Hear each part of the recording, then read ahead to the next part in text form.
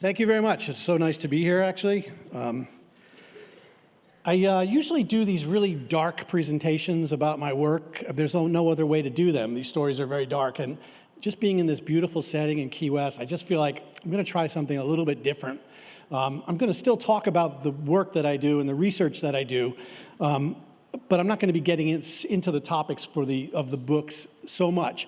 So I'm going to leave some time at the end. If anyone has any questions, I'll answer any. I get the best questions when I'm in Florida, by the way.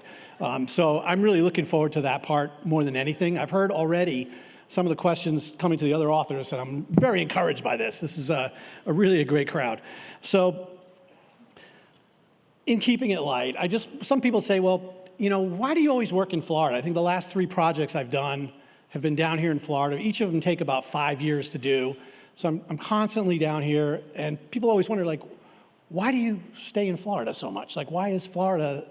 And I'm reminded of this movie. I don't know if you ever saw the movie The People versus Larry Flynt. Okay. So this is a story about Larry Flynt, who's, a pornographer. It's a First Amendment issue, and he's being, taken to court constantly. He's a very problematic guy, and he hires this lawyer played by Ed Norton. And after they get a court ruling, the judge says, Flint, you got to stay in the state. You got to stay in Ohio. You can't go anywhere. The next thing he does is get on a jet plane, and he's about to leave the state.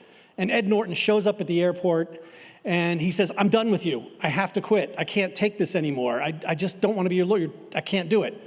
And Larry Flynt, played by Woody Harrelson, says to him, why would you not want me as a client? I'm the perfect client. I'm rich, and I'm always in trouble. And I feel like that's Florida to me. There's just no shortage of these stories. That's why I'm here all the time. So I'll just give you an idea. The first book that I wrote in Florida was Devil in the Grove. And I'll give you an idea about how that started. In 2008, I was working on a book about a Louisiana execution that failed. And this young man, Willie Francis, survived his own execution. And it became a very big Supreme Court case. I went down to St. Martinville and I investigated it. And as I was investigating, I found a letter from Thurgood Marshall to these young lawyers, these young white lawyers who were representing Willie Francis in the Supreme Court. And these young lawyers had no real experience. And Thurgood Marshall took it upon himself to start sending them advice. He was hoping that they might turn the case over to the NAACP, but they didn't. And so Thurgood Marshall was giving him advice. And it's a death penalty case in Louisiana in 1946. And I remember thinking to myself, what is Thurgood Marshall doing in these death penalty cases? I knew him as, the first black Supreme Court justice, and I knew him as like Mr. Civil Rights, taking on these landmark cases like Brown versus Board. But I was really surprised to see Thurgood Marshall involved in a death penalty case in Louisiana, a criminal case. And so I remember as I was working, I said, when I get back to the East Coast, I'm going to go in and look at the archives and see what else Thurgood Marshall was up to. And so I was going through his correspondence and letters and everything at the Library of Congress. And I came across this one letter that was written by a lawyer in Florida. And it was on hotel stationery. It was written in pencil. You could just see how hard the pressing of the pencil on the page was. And it was like the most desperate letter I think I've ever read. It said, Thurgood, we need help down here. This is the most dangerous place I've ever been. The deputies are eyeing us with guns, and they're following us at night. We're just terrified. We need reinforcements. And I remember thinking, what the hell is going on in Groveland, Florida, that a letter like this would be written to Thurgood Marshall, like begging for help? And so I started researching it, and I came across this story of the Groveland Four that had been written about like academically, but not really that much. And I thought, this is really strange, because the more I looked into this case, the more I began to realize, like, this is very similar to the Scottsboro Boys, 1931 in Alabama. Everybody's heard of the Scottsboro Boys. The case of the Groveland Four was, in my opinion, far more dramatic and dangerous. It involved, a civil rights icon. And I was talking to people in Lake County who had never heard of this case. And I'm like, how do we not know about this? And so I started researching it, and that's how I came up with Devil in the Grove. Just a little bit of a backstory. The book I published before that I talked about, Execution of Willie Francis, my first book, that thing really bombed. I don't like to say that, but nobody bought it. It didn't get reviewed. And I remember thinking, like, I really like that book a lot, but sometimes in publishing, that doesn't really make a difference, how enthusiastic you are. There's other factors involved. And I remember, as I found this Groveland story, which I thought was far more explosive and really a lot more interesting, I remember going to my agent and saying, look, I got this story. It's about these guys in Florida in Lake County. And my agent basically had to have a conversation with me. And the conversation was basically like, your last book, not much of a sales track record. And you think you're going to do another book like this? You're going to get another publisher? I'm worried that you're not going to get another book published. And, you know, it's a pretty hard conversation to have. And I remember thinking, I have to do this story. We'll give it a try. I think we sent it out, well, a lot. It got rejected like by 38 publishers and editors. I mean, it was a disaster. It took a long time. We finally found a small experimental publisher that was part of HarperCollins. And they took it on, and about a few months into the whole process, I got orphaned, which means my editor left and moved on.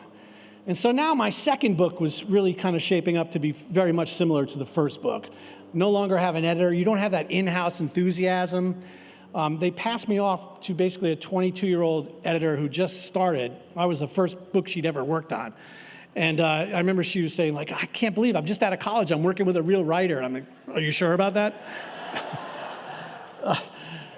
And, you know, some of the same things I felt with the Willie Francis book, I felt with Devil in the Grove. I didn't see a lot of house enthusiasm. I kind of knew where this was going. And so book came out, again, barely reviewed. Not many people read it. And I kind of figured that at that point, I'm probably done with writing, which was a shame. I felt like I was starting to get better and get the hang of it. But I got, boy, it was like about 10 months after Devil in the Grove was published, very quiet publication, I got a remainder letter.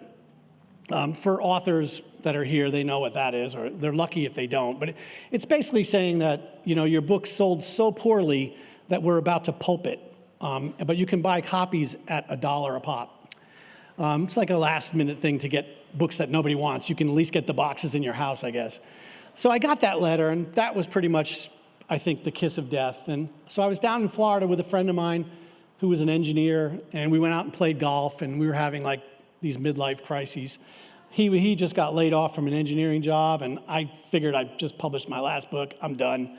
And as we're playing golf, I get a text message in the cart, 2 words, dude, Pulitzer.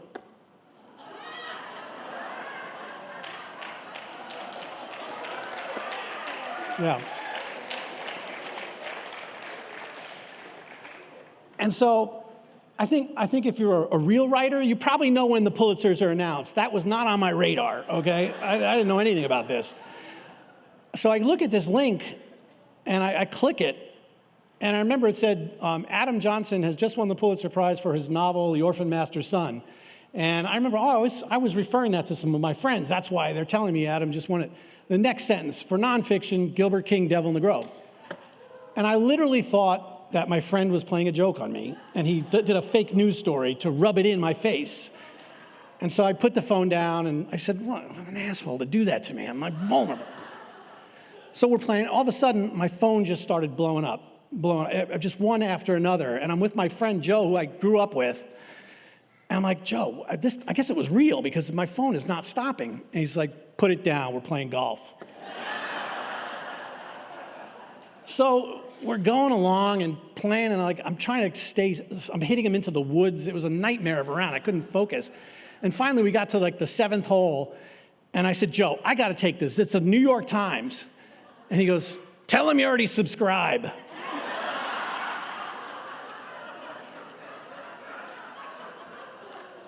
That's what friends are for.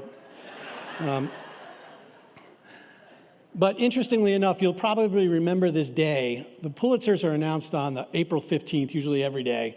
I got a phone call later in the round from Charlie Rose, producers. They wanted me to fly to New York and be on the show in the morning. And, you know, after everything I'd been through in publishing, I had to tell my publicist, I'm not going to do it.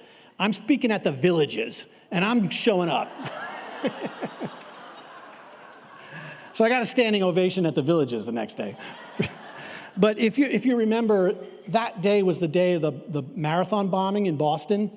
And so that canceled everything like this, the Pulitzer interviews and all that stuff, and they were just doing that news story. So turned out I was better off staying in the villages. But, sometimes you come away with kind of getting struck by literary lightning. And that's how I'm afraid. There's nothing you can do to prepare for that. But I will say, the same book that I handed in that was a bomb was the same book that won the Pulitzer. So it was the same book. Nothing changed on that. The perception kind of changed.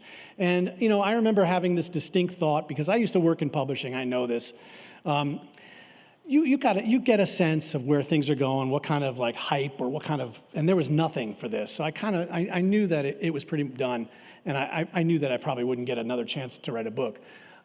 But I remember thinking very clearly, and that's okay. I'm really lucky to even get published. And if I write a book someday that my daughters will read when they grow up and they look at it and say, wow, Dad wrote a pretty good book.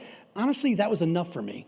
And I mean that from my heart. And so the one thing I can't control, or the lot of things I can't control in the publishing process, and that's all a guessing game.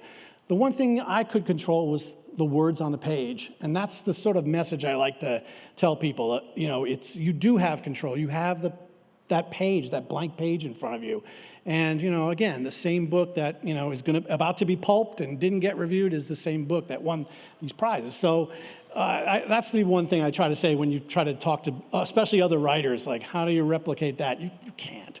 But you can control what you put on the page. And that's been a lesson for me ever since. I'm going to talk about some of the things that happened afterwards and all of this attention that came. I would go out and do a lot of speaking after that. Before that, nobody really wanted to hear from me. But afterwards, they want you. And I did a lot of legal conferences and just doing a lot of, and I could feel it. I remember I did a talk at the Florida Supreme Court up in Tallahassee. And this man came up to me while I was signing books, and he said, watch the news tomorrow night. I'm like, all right, what the hell is that? He told me who he was. He was Marco Rubio's chief of staff. And so the next day in the news, Marco Rubio stood up and said, now is the time to address the Groveland Four and that injustice. This state needs to do something about it. And we felt this political momentum starting to build around this case that I'd written about. And at one point, Ron DeSantis was running for governor, and he said, if I'm elected, that's going to be one of the first things I take on. And I remember my thought was like, yeah, right. But 2 days into his office, he held a clemency hearing about the Groveland Four. And I was there, a lot of the families showed up, and all four of his cabinet members pardoned the Groveland Four. And then they said, reopen that case. These guys need to be exonerated. And so they tasked the FDLE, the Florida Department of Law Enforcement, with reinvestigating this case because I found so much new stuff and files and interviews. They sent at the time I was doing a fellowship at the New York Public Library. They sent these two guys, it was like men in black. Two guys in suits with briefcases showed up and they said, Mr. King, we'd like to get your files for the investigation. I was like, this is scary. You could have just showed up in khakis. You didn't need to do that to me. And sure enough, they reopened the case, and I think it was like a year and a half later, this just happened in 2021, I got a call from the state attorney in Lake County, a man by the name of Bill Gladson. And he said, the FDLE, reinvestigated, and there's no legal path to exoneration for posthumous defendants. We can't find a single thing in the statutes that would make this possible. The only thing that's possible is new evidence. And he asked me if I'd found any new evidence, and I said, and I haven't really been working on this book in a while. So I don't know what else is there. I do know that the trial evidence was never found. I tried to find it for years. Some of the garments that were held up, jeans and shoes, footprints, all of it falsified, of course, but though that went missing. And so I was like, if I could find that, that would be great. But as a writer, they don't really let you rummage around courthouse storage rooms. I don't really have that power. But State Attorney Gladson did. And I remember we got in his pickup truck and we started driving around to places like storage rooms and things like this. And he was on a mission because he said, I can't go back to those families and tell them that nothing can be done. I have to try and do this myself. And so he started showing up at courtrooms and storage facilities, physically looking for this lost evidence, thinking this is going to be possibly the path to exoneration. And I remember I got back to New York about 2 weeks later, and he sent me a text, a photo. He had found the box of evidence from the 1940s that had been missing all that time. And he opened it up, and there was a pair of jeans in there. And the jeans were used by the state attorney at the original trial. They said, you see this stain here? This is a semen stain. This proves that this man is guilty of this charge. And he held up those pants for the jury in 2 different trials. Bill Gladson, with technology and the FDLE, did a DNA test on those jeans and found out that that stain was not a human stain. Now, he said, this is proof that the state attorney's office, the prosecutors, have misrepresented evidence to the jury. That rises to new evidence. And he wrote a motion, and so in November of 2021, I showed up in court with a bunch of families, and State Attorney Gladson was there. I even brought Thurgood Marshall Jr. down to watch this. And it was an incredible moment because the motion, I highly recommend you read this motion. You can look for it online. It's the exoneration motion for the Groveland Four. It's one of the most powerful civil rights documents I've ever read. He just did an absolutely beautiful job calling to task his predecessors, saying this is a miscarriage of justice, dereliction of duty, just merciless on his predecessors. And sure enough, the judge in Lake County banged the gavel and said, it is my extreme honor to fully exonerate and dismiss all the charges against the Groveland Four after 72 years.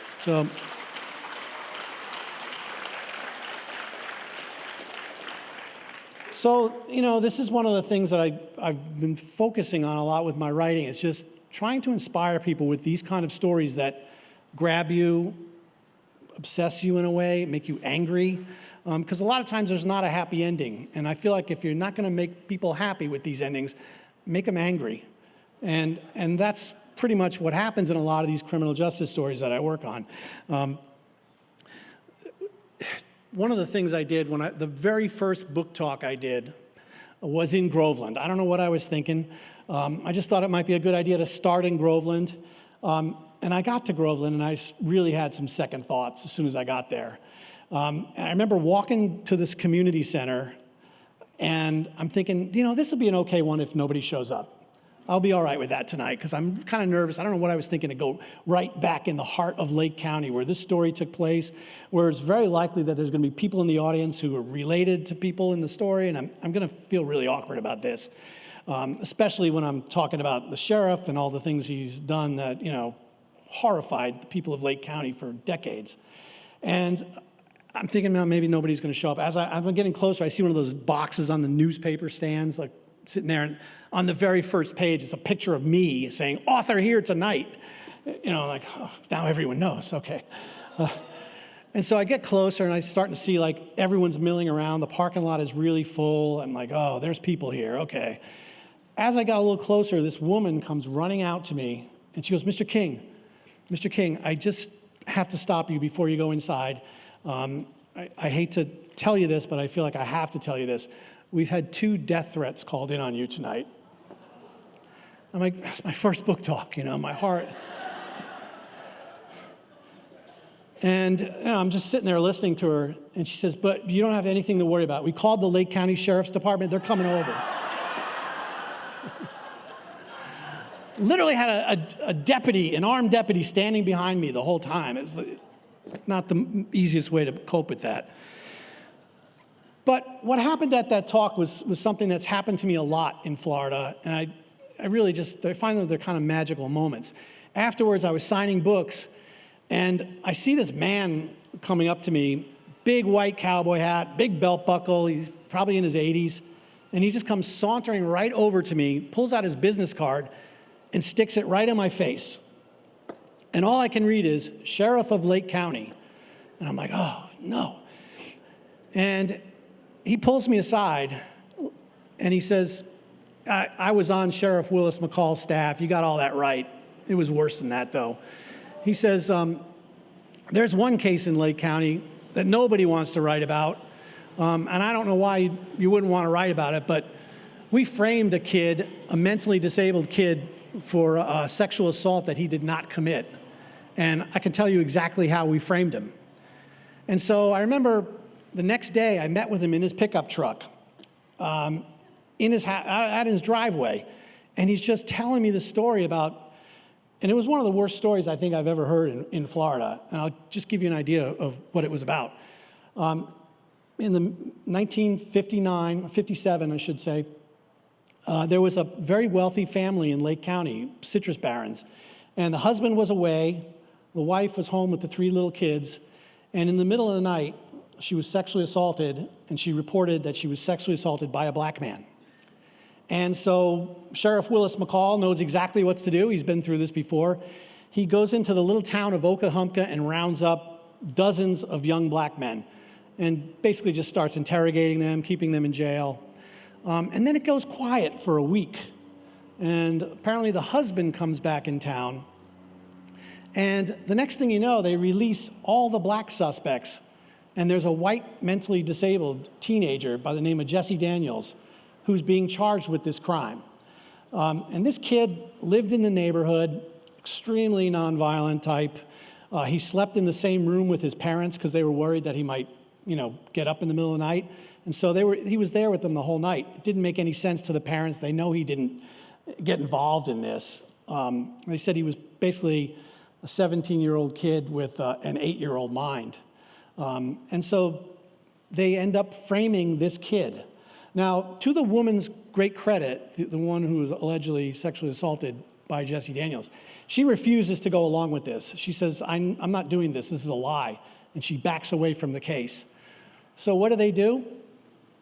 The powerful people of Lake County, including husband, who's also the mayor of Leesburg, the sheriff, state attorney, and some very powerful businessmen, they get together in a car and they decide that the best way to handle this is because this man, whose wife was sexually assaulted, he said, she's a socialite in this area.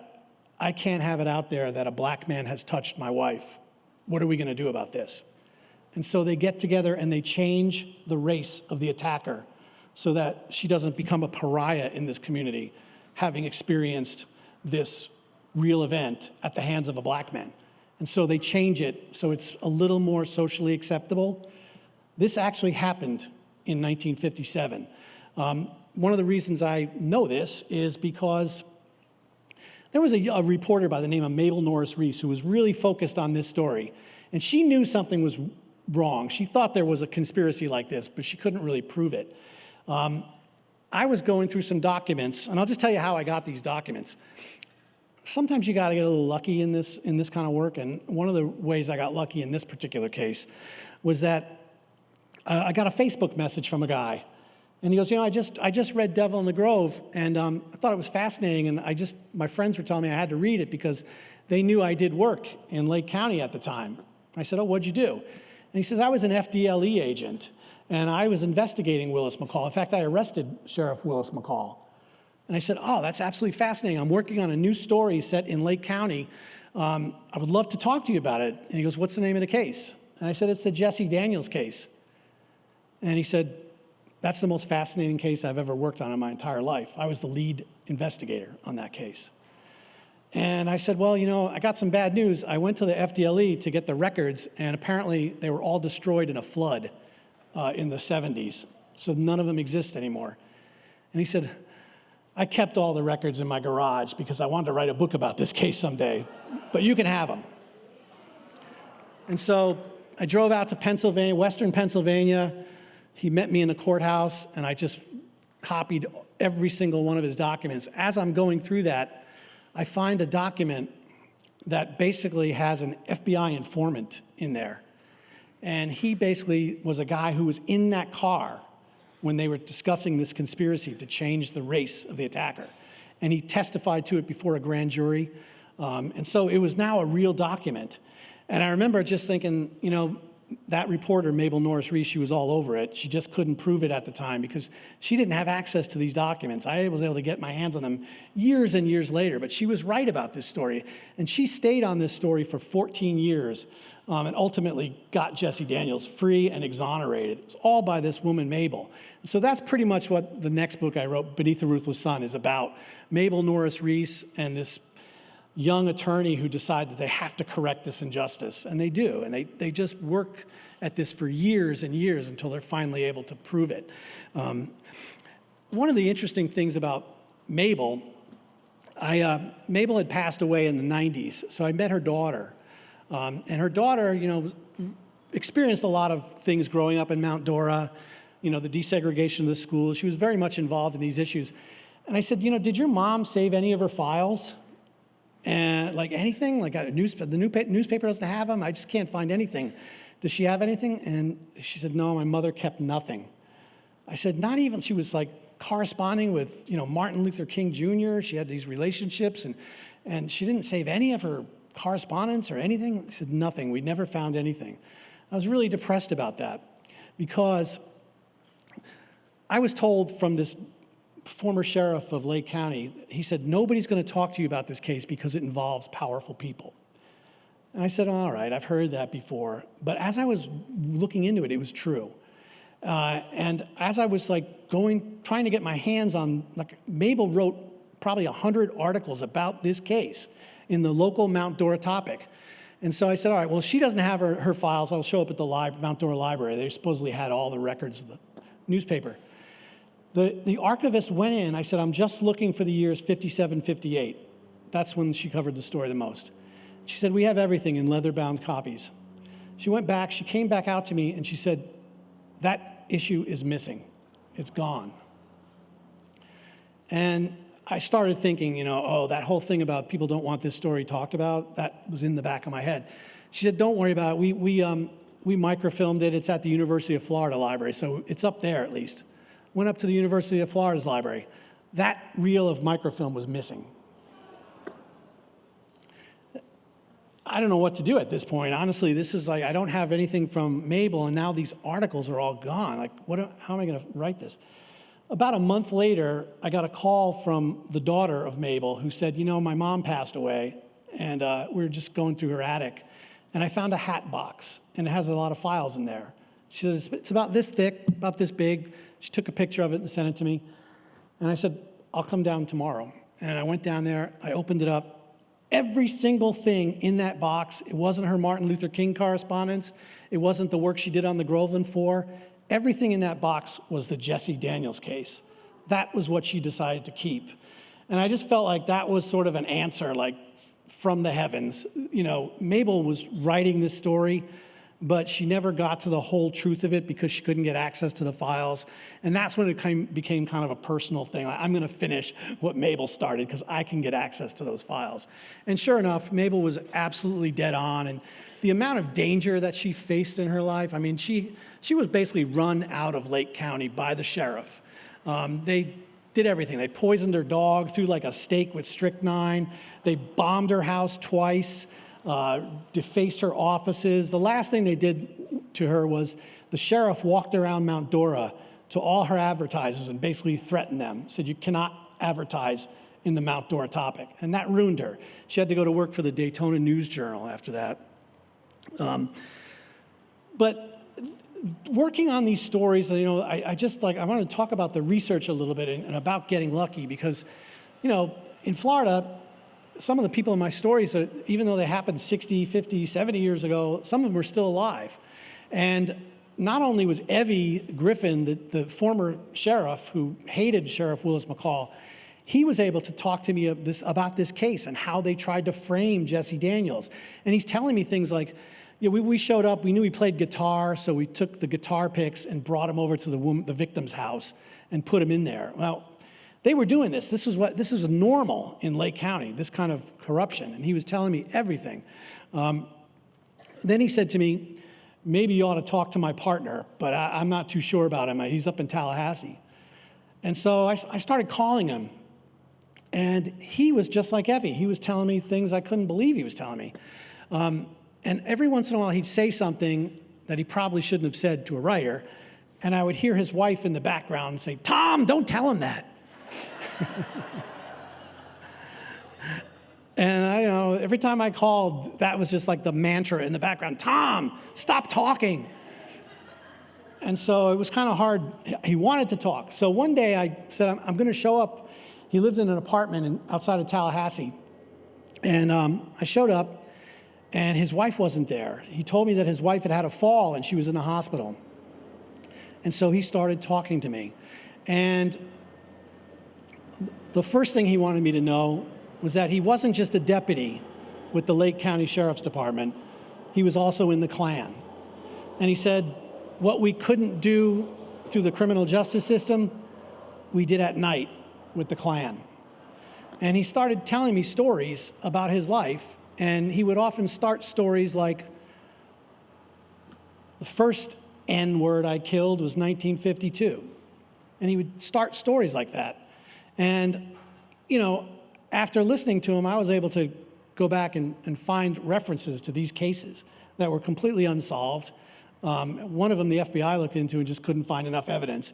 But here he is in his late 80s, he's in a wheelchair, and he's basically confessing to these murders that he's committed by himself. All of them race-based, all of them involving people they wanted to get rid of in the society. And, you know, he would just phrase them as nobodies and where they dumped them and stuff like that. And I remember I got back to New York and I talked to a lawyer about this. And, you know, he said, well, I don't know what you can do. I think what I would do is not go down there again and be in person with him, but I would try to talk to him on the phone and see if he'll tell you where the bodies are. And so I said, all right, I'll try to do that. And so I called a couple times and left messages, and he didn't call me back. And I was like, wow, that's weird. This guy was always very talkative. And then I just Googled him, and I found out that he just passed away. And I was like, damn, I didn't find out where the bodies are. I didn't get a chance to have that conversation with him. And then his daughter called me up and said, hey, I just wanted to thank you for spending time with my dad. I think it meant a lot to him. And I said, yeah, he was definitely getting some things off his chest in there. And I asked her, did you want to know what he said?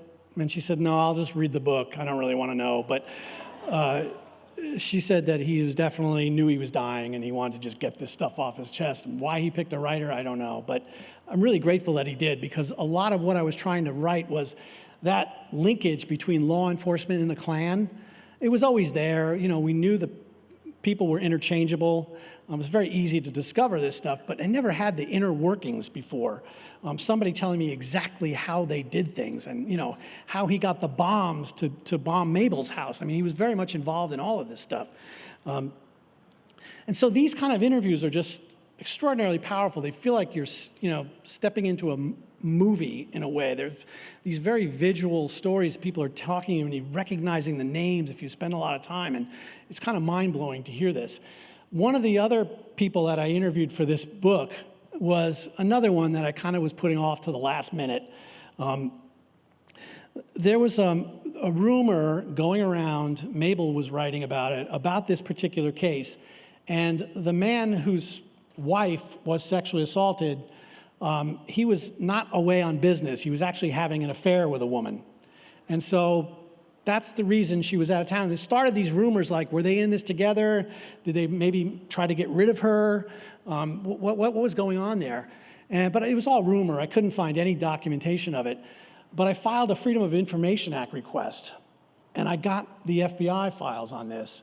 And as I was flipping through it, you know, making my copies, and I see that the FBI has interviewed this woman who was having an affair with the husband. And now I have her name. And I'm thinking, all right, well, this did happen in the 50s. And, you know, sure enough, I Googled her real quick, and she was still alive. And she was living in Tallahassee. And it turned out that she was an elected state representative later on in her life, 20-something years as a Collier state legislator.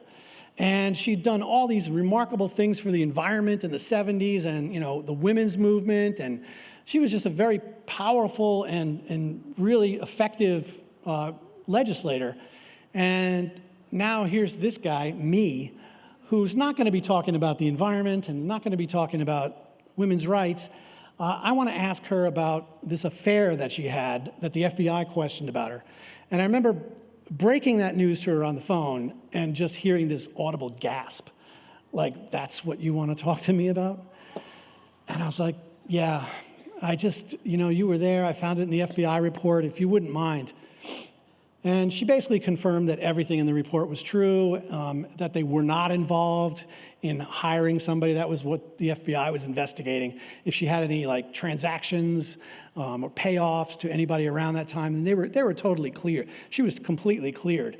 But the trip down memory lane with her, she told me about her life, and she said, I ended up becoming a congressional aide for a citrus guy, and I went to Washington and worked up there in the late 50s, early 60s, and I was working for a very famous legislator up there at the time, or a congressman.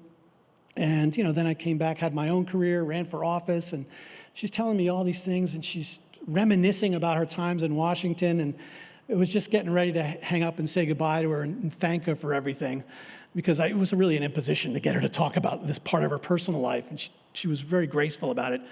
And at the end, when I'm about to hang up, she goes, "Oh, Mr. King, one more thing I should tell you." I was like, "Okay." She goes, "I had an affair with JFK, too."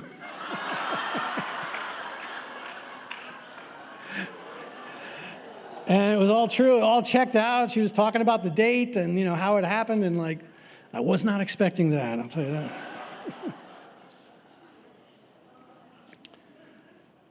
So I'm going to open it up to questions. A couple minutes. I also have, I was going to talk about this more, but I'll just give you briefly. I have a new story out. I was doing a talk in Naples for some judges, judicial conference, and a judge came up to me and handed me a card. And I was signing books again. It was one of those moments. And I flipped the card over, and it has the name of an inmate, Leo Schofield.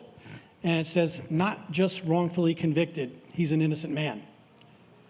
And I'm thinking, a sitting judge wrote this? I know there's ethical canons of law that you're not supposed to be talking about current cases, and here's this judge. And so I went to dinner with some public defenders that night, and I start passing the card around, and they're all said, "A judge wrote this?" I'm like, "Yeah." And they finally got to this one public defender who was from that county, and he said, "I know this case. You should look into it." And so that was the start of this case that I worked on. It didn't become a book. It's going to become a book. I'm writing it now. But it became a podcast called Bone Valley, 12 parts about the wrongful conviction of Leo Schofield. Horrible story. Man was convicted of killing his wife back in 1987. Convicted, sentenced to life in prison. About 20 years into his term, they find out that there's some fingerprints in the car that his wife was driving, an 18-year-old wife. The car that she was driving, there were some fingerprints that were unidentified. And so they couldn't be run through a system like an automatic fingerprint system back in the 80s, but now they could. They ran them through, and it matched a guy who lived about a mile away from where this woman was killed, who has killed 4 people, and he's in prison for another murder. And so this guy becomes a huge part of the story. As I'm investigating, I'm writing to him, he's writing me back. We go and interview him, and he totally confesses to everything, even another murder that was unsolved at the time. All of it checked out. And so this is a story, if many of you are into podcasts anymore, this is the story that I've been working on for the last 4+ years. I am writing a book about it, finally, but this was just done. And the reason I selected a podcast for this kind of storytelling was because the voices were so powerful that I just don't think it would have worked in quotes the same way. To hear this man who is actually the one who's guilty of killing this 18-year-old woman 35 years ago, to hear him expressing remorse and how he's tortured by the things that he committed as a young teenager, and just this lost man, it was just so powerful. You could hear his voice cracking. He would say things like, we'd ask him questions that therapists would ask, like, "How did that make you feel?" And much better than being interrogated. He got emotional, and he said, "I'm haunted by it. I see the faces of my victims at night, and it's getting worse as I get older." And there was no way that he was lying about this. He was really speaking from his soul. And so that's Bone Valley. It's a free listen. You can download it wherever you listen to podcasts. I'll open it up to questions now. If you have a question, please stand and wait until we bring the mic to you. Thank you. That was all very intense and very interesting. You opened up with the statement that the only control a writer has is the words that he puts on, or she puts on the page.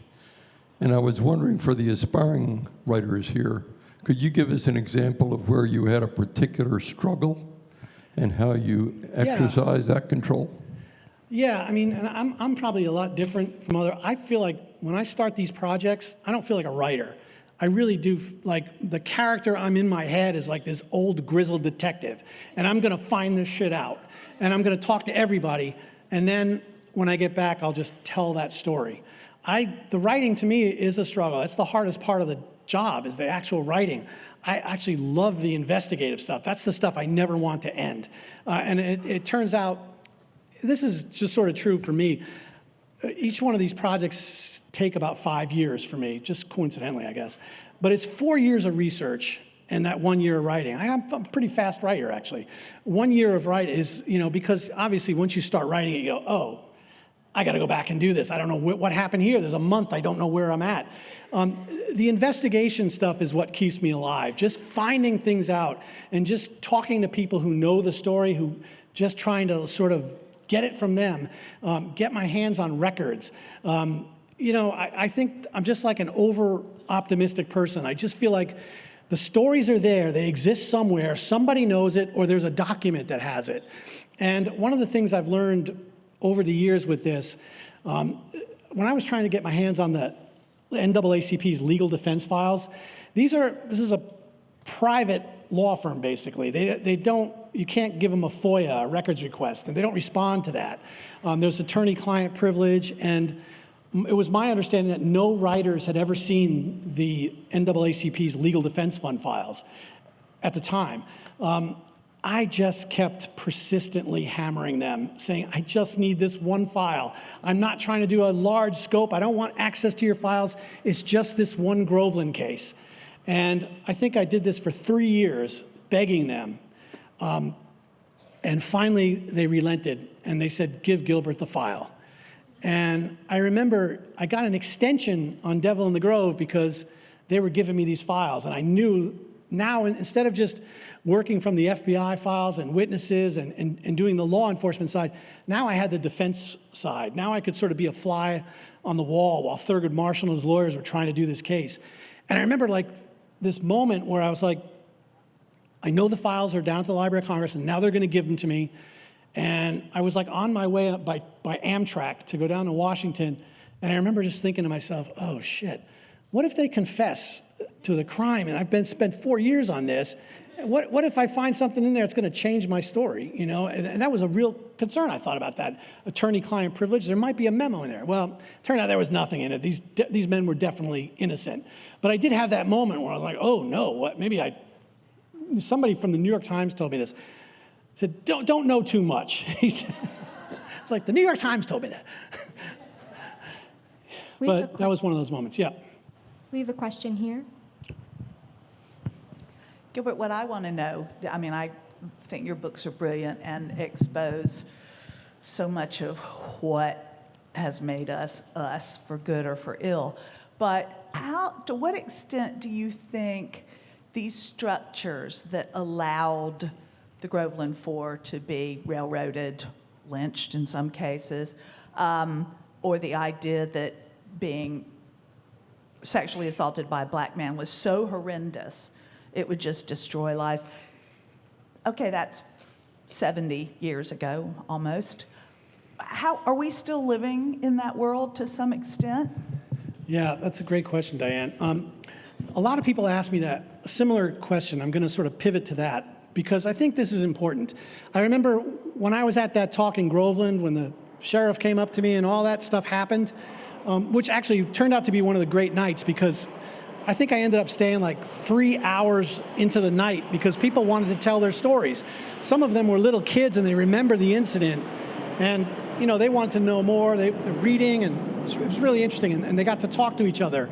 And so that was really a powerful thing. One of the women that I met that night was from Chicago. And if you remember, right when this book was published, it was basically March 2012, Trayvon Martin had just been killed in this same area. And so that was a big part of the news of Central Florida. It was Trayvon, this case, and George Zimmerman. And I remember there was this mother from Chicago who came up to me, and she said, I want to read your book because we're from Chicago, and I just want to know what it's like down here because I have a 12-year-old son, and I want to know everything about the history. And one of the comments that I sometimes get is, obviously you could look at Trayvon Martin and say it's the same thing all over again, right? There is a difference, and this difference is subtle, but it's true. You might not like the fact that George Zimmerman was acquitted of this murder. The fact is, back when the pre-civil rights movement, when I was writing these stories that I take place, these guys wouldn't go to trial. They would never get indicted. There's no grand juries that would indict them. These cases just never became cases. They just became narratives. And so I think it's really important to acknowledge the work that Thurgood Marshall and those lawyers did to make the criminal justice system a little bit better. If you look at these cases in the 40s, you see things that you wouldn't recognize. And people are familiar. They watch, Law and Order. They read books. The justice system that you see in these 1940s Jim Crow type cases, I mean, if they even get to trial, they're just ridiculous. I mean, you just have police officer after police officer taking the stand, and the state attorney would basically say, you think this man is going to ruin his career for that guy's life? You think that matters to him? That's the way they talked in those days.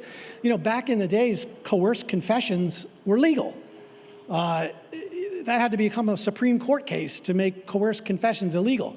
Before that, you could basically hit a guy over the head with a telephone book and say, do you remember now what you did?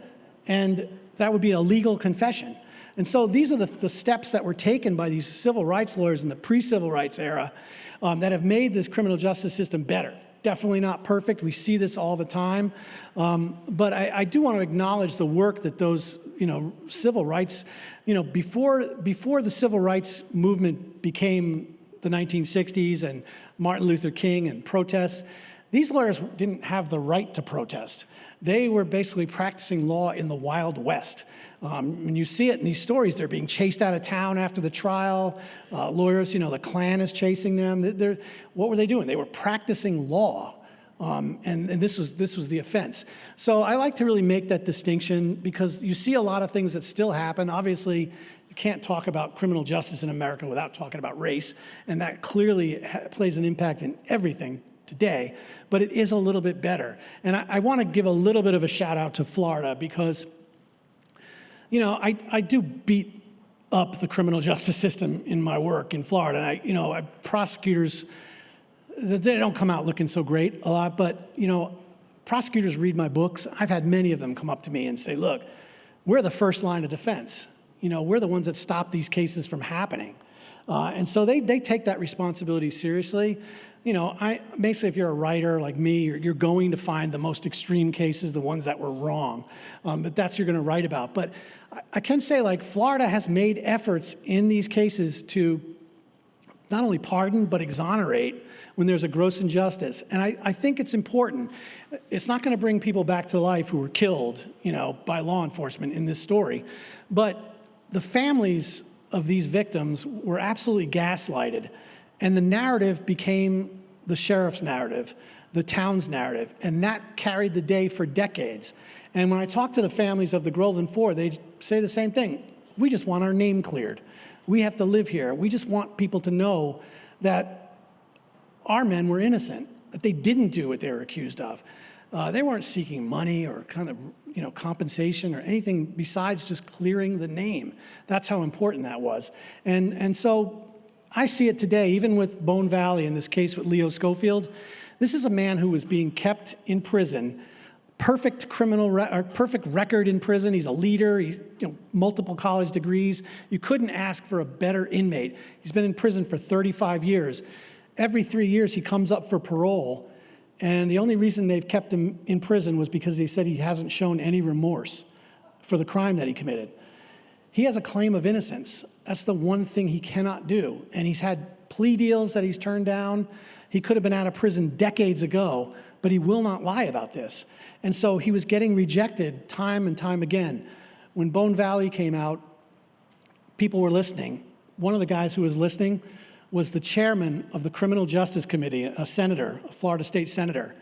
And he actually showed up at Leo's last parole hearing and spoke on behalf of Leo Schofield, saying this case turns his stomach as a prosecutor. And he said this needs to be corrected. And so people in Florida tend to step up and do things that can make a huge difference. So that's the power of storytelling, I think. You get a story and it moves people, and it may move someone who has the power to do something about it. And that's what happens in Florida. So, yeah. One more? Do we have time for one more? Yeah, over on your left. Okay. Gordon, I'm Barbara Dill from Miami. I think your work is fabulous. I think I've read everything I could find that you've published. Has anything about the Groveland 4 come about as an option for books in schools that are required in high school? Will there be a movie?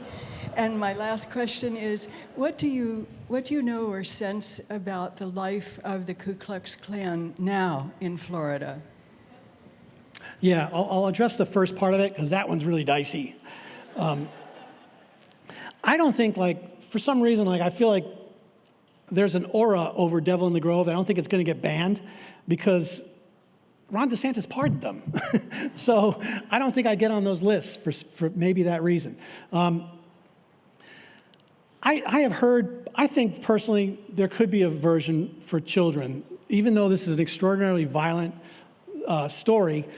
Think about To Kill a Mockingbird. And we all grew up reading that book. It's the same kind of theme, except it's fiction. This case may have inspired Harper Lee, parts of it. It's a real story. I think sometimes when you're dealing with nonfiction, people don't want to hear it. They don't want the reality of it. And I think that is a problem in this country where, I'll just give you an example. History tends to run in waves. And, if you look back to Plessy versus Ferguson, you have a reaction to that, okay? After that case becomes the Jim Crow laws come in. Then we have 100 years after, Reconstruction to the 1960s. As Americans, I don't think we're really that familiar about what was happening in terms of race between Reconstruction and the 1960s. Sometimes you see those photographs of the separate water fountains, colored and white, and those are in textbooks, and that's the image that people have of segregation and Jim Crow. I sometimes look at those photos and I think this is completely whitewashing history. It makes it almost look like it's rude and impolite to black people at the time. Rude and impolite are not the words I would use to describe what I was seeing. What I was seeing is barbarism and racial terrorism. And that's the reality of what was happening. People were being killed with no consequences because certain lives in this country were disposable. And I think there's a power to this kind of storytelling the same way that, To Kill a Mockingbird touches on a lot of these themes. I think if there was some kind of adaptation that would maybe tone down some of the violence, it could be done. What was the second question again? Oh, the Klan. Yeah, I'm going to close out. This is the last story I'll tell about that. When you work in Lake County like I did for many, many years, over 10 years, it doesn't end. You get a lot of people say, hey, did you see this? Did you see? That happens a lot. Just a couple years ago, there were 2 deputies who were kicked off the force in Lake County for being in the Klan. The way they got caught was right out of a Mel Brooks movie. Facebook pages where they had cut the eye holes too big, and they were recognizable. Yeah. And so they were kicked off the force, and one of them was this shortest, rotund deputy who got kicked off. And I'll never forget this. I wish it was still on YouTube because I saw it and it disappeared. But the local Orlando station had sent a black reporter in to interview this deputy. And he's standing outside the house and he says, I'm about to go up to the house of Deputy so-and-so. And he knocks on the door and the guy pops his head out. And he just says, yeah, I'll talk to you. And he comes out on the porch. And before the guy could even ask a question, he said, I am in deep with my wife. She just thinks I'm the biggest idiot. This is the dumbest thing I've ever done. I don't know what I was thinking. I was just trying to get along with things, and I just apologized to everybody. He held like a press conference there. And the black reporter was just like, had his arm around him, and he's like, I don't have any questions for you. I think it was not the interview that he was expecting. So yes, that does still happen. I don't think they're as powerful. I think, after the last thing I'll say, after the Klan, when the masks and robes turned to these white citizens' councils, the Thurgood Marshall called them the Uptown Klan. They were no longer in masks and robes. They were doctors, lawyers, respected members of business who were basically against segregation. And there was no need to hide anymore. And I think you still see some remnants of that today. When you look at like the Proud Boys and the Oath Keepers, they're not wearing masks. They're out there in public. And I think that's still mind-boggling to me, but it does happen. We're seeing it in our own eyes. So thank you very much. I really enjoyed speaking with you. Thank you.